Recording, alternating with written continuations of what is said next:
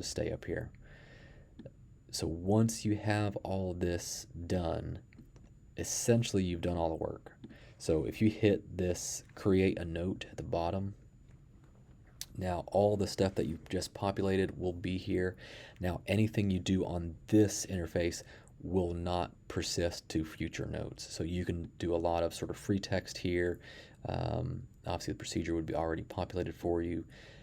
So the couple of things that I'll mention, so like this tagged comment here, you can, it's got a limited drop, but if like you have something, if it's, and this one's a diagnosis or comment about their history, so it's really helpful, but if it was like a echo exam, for example, it would be over here. You would just take it and it'll highlight and just drop it in and it'll populate there. With the labs, I had mentioned there's options. So if you type in .nes, it'll give you various labs. You can also create different auto text that will pull in whatever sort of lab configuration that you like. I think the one that's probably the most helpful to us is this anesthesia labs CBC CMP coax 30 days. It'll pull in any labs within that 30-day period. With the patients that are coming through pre-op, that's where it's most of the labs are going to be. So it'll give you the last set of those labs. And then again, if you had any other random labs that you wanted, you can pull those in as well as you tag them. So real quick on this, you'll notice that the patient problems are going to divide. So you have a diagnosis with this visit and then the chronic problems.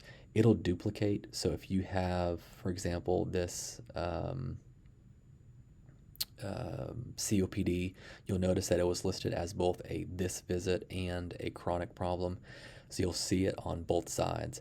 You cannot add anything on this side. So if you have some comments that you want to make about a diagnosis, make sure it's in this visit category. And what I've been doing is just underneath the diagnosis, you can add,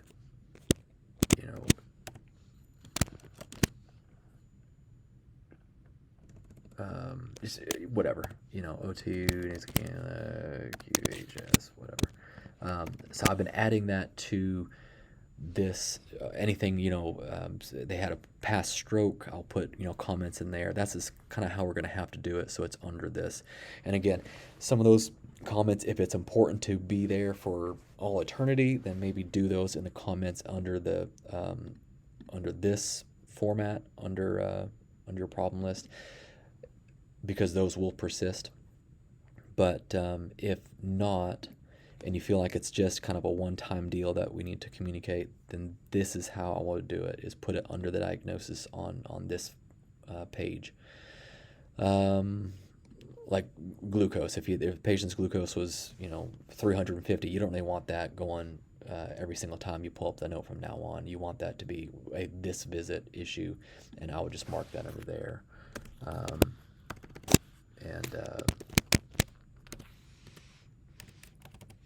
So anyways, so down here you still have opportunities to change whatever you need to change, and again, any changes in here will just be on this note. If there were vitals, they would populate there. If you wanted to add something yourself or notes or whatever, you can just do that. You can hit that little arrow and it'll populate or pop a number into there, or a field. And then on this, you can put this.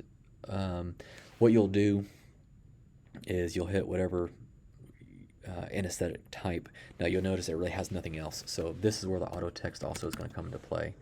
The auto text is going to be, if you type in the .anes, these are the ones that are kind of general public use. You can create a lot of different ones that you want. These ones that don't have the asterisk are the ones that I've created. So real quick, we'll go through. Let me show you how to do how to create an auto text. If you go up here, these are all your auto text. So these are mine that I've created. So you're welcome to pull those up. I'm pretty sure you can pull these up. But anyways, if you want to create your own, you can come through and look under the public phrases. You can look for stuff. So you can take and, for example, if you wanted to create your own airway note, then you can come in and do anesthesia airway valve. And this is going to be over here, so you'll duplicate it. And now you can do whatever you want for this. So if you want, so like I have all these as my defaults that I'm not going to necessarily touch every single time, because otherwise it will it'll just leave a blank. And so instead of leaving a blank, I want just to have a lot of these. You'll notice that you can add another list item or another drop box, or you can delete a drop box. You can do a lot of different things here. So you can do this. You can skeletonize it how you like it, and then up here you can title this how you want it. If you want to put your name, so I've been just doing my initials, and then changing the description or whatever you need to do. And then if you wanted to get like really fancy and put another drop box in, then you can create a new drop box and drop that in somewhere. So there's a lot of flexibility here, and you can kind of tailor to it, or you can just use the ones that are created. Once you've done that, then you can use that as a template for lots of things. The other thing I would say is, if you want to, so on like the home meds, so this is one I created. So if I just want a list of, let me go back. On this list here, so these home meds, you'll see that these medications, it's going to by default say reviewed CMAR. Under the medication notes, this is where I've been putting my Xarelto last taken, or my Ozempic stopped on such and such, whatever it may be. But under the MAR, if you don't want this and you want to actually see the list of home meds, I created like mine, it's just home meds ND, and it'll populate what those medications are. There's a couple other medication auto texts that are out there, but they're just so cumbersome. They give you a lot of information that's honestly just not helpful. So if you want to create something like that, you might be able to just use the home meds auto texts that are created. But if you wanted to find your own version, if you hit this plus button and then hit smart insert template or tokens, these are all of the various auto text sort of things that are out there, whether it be labs or medications. So you can kind of start looking and see. I would just type in medications or home meds.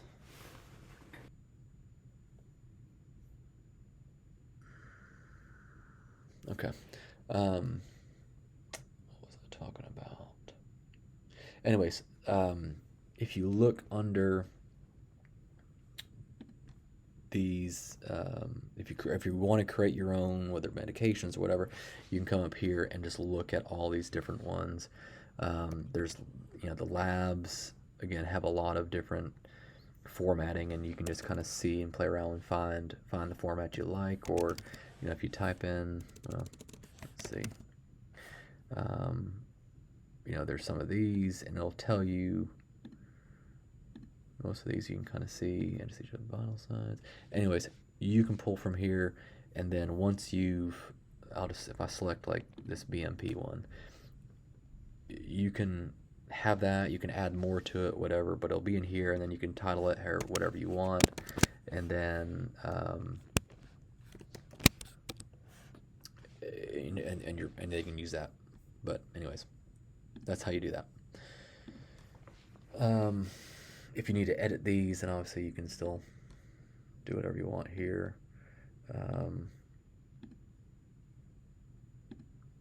This was one, so general with, if it's like a interscaling block, then you can do the general, and then you can do the nerve block. And then what I would do, of course, I'm not going to change this from here, but if I added this to my note, then I would, for example, do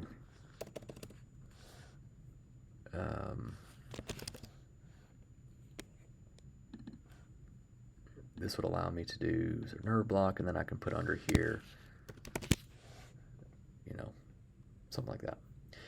But essentially, once you've populated this note, there's really not a whole lot else to do, and then you would sign and submit, and you're done. So most of the work that you're gonna do is going to be out in this sort of prompting, in this phase. Okay, the biggest thing I think we're gonna have some transition with is, it's nice that we have Amy and Jacqueline's sort of skeletonized note. You can kind of see a little better idea of their health history. At least that's what we're used to. You're going to have it here under the problem list. Sign out, thank you. Sign out, thank you. Okay. You're going to have it here in the problem list. It's going to become more easy to see as the PAT nurses and Amy Jacqueline are managing this prior to them coming in. Right now, it's not as user friendly just because no one's really managing this problem list as much as they should just yet. So that'll come on board down the road as we get more and more used to it. But anyways, it's not a very hard system to use. It's just that learning curve to kind of get used to what that flow is. I think that's it. Again, if you have any questions or auto text questions or whatever, just give me a holler.